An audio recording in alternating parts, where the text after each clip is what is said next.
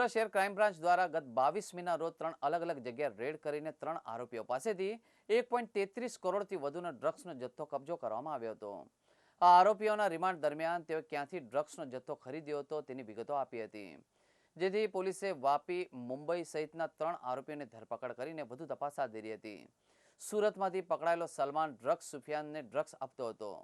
સુફિયાનની ધરપકડ કરવામાં આવી હતી। સલમાન મુદ્દામાલ સંકેત અને વાપીના મનોજ પાસેથી લાવતો હતો, જેથી પોલીસે વાપીના રહેવાસી મનોજ કુમાર શીતલ પ્રસાદ ભગતને ઝડપી પાડ્યો છે। મનોજે 400 ગ્રામ ડ્રગ્સનો જથ્થો આપ્યો હતો। સંકેત પાસેથી 300 ગ્રામ ડ્રગ્સ મળ્યો હતો। સંકેતે રિમાન્ડમાં પ્રજ્ઞેશ ઠુમરનું નામ ક્લિયર તરીકે આપ્યું હતું। બંને મિત્રો હતા અને સાથે રહેતા હતા। પ્રજ્ઞેશની અટકાયત કરાઈ છે। વરાછાના વિનય ઉર્ફે બંટીને ધરપકડ કરાયેલી। તેની પાસેથી 17.5 ગ્રામ ડ્રગ્સ તે મુંબઈથી લાવ્યો હોવાનું જાણવા મળ્યું હતું, જેના આધારે અંધેરીમાં રહેતા રોહન ઝાની ધરપકડ કરવામાં આવી રહી છે। રોહનની પૂછપરછમાં તેણે બંટીને ડ્રગ્સ આપવાની મદદ કરી અને પોતાના ઘરે ડીલ કરી હતી। ઉસ્માન પાસેથી ડ્રગ મેળવ્યો હોય તેની શોધખોળ ચાલુ છે। पहले कितनी गिरफ्तारी हुई है, फिलहाल नई गिरफ्तारी क्या है? सूरत शहर पुलिस कमिश्नर के निर्देश से सूरत शहर में बढ़ रहे जो भी गैरकायदेसर रीत से चल रहे ड्रग्स वगैरह के जो चीज़ें हैं उन पे रोक लगाने के लिए और उनके साथ जुड़े हुए आरोपियों को पकड़ के ये जो गैरकायदेसर चीज़ें चल रही है उनको रोकने के लिए जो सूचनाएं दी गई थी, उसके आधार पे इसी महीने की 22 तारीख को क्राइम ब्रांच के द्वारा सूरत शहर में अलग अलग जगह पे केस किए गए थे, जिसमें हुए केस में हुए इन्वेस्टिगेशन और एविडेंस के आधार पर नई जो भी अरेस्ट हुए हैं उनके डिटेल्स आज शेयर कर रहे हैं, जिसमें बारी बारी सबके डिटेल्स बताऊंगा।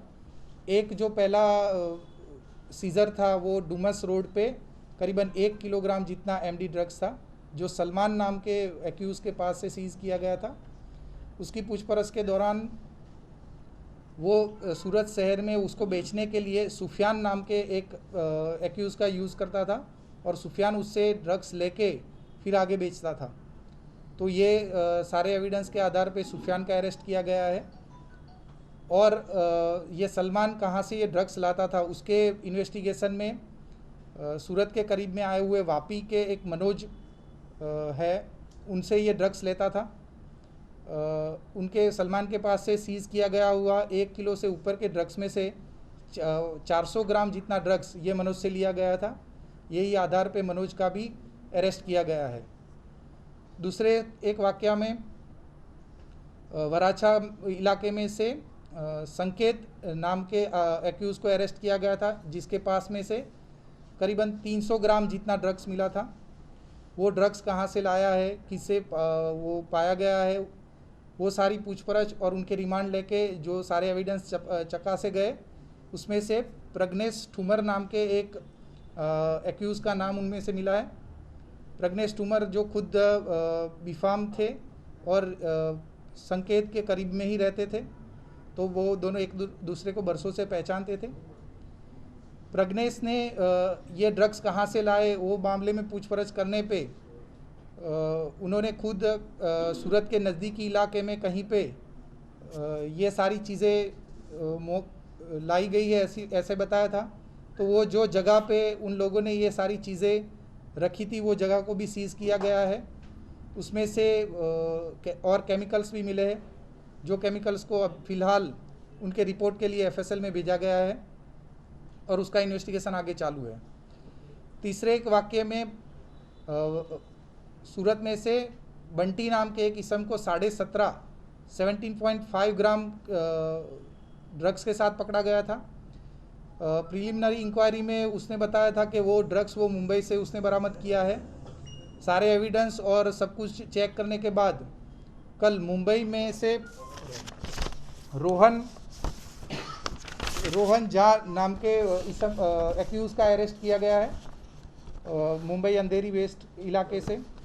और आगे वो उसकी पूछपरछ में उसने बताया कि बंटी को ड्रग्स देने में उसका रोल था। उसके घर पे उसने मीटिंग करवाई थी और वहाँ पे ड्रग दिए गए थे और वो ड्रग्स आगे कहाँ से लाए उसने उस्मान शेख नाम के एक्यूज़ का भी नाम हमें बताया है।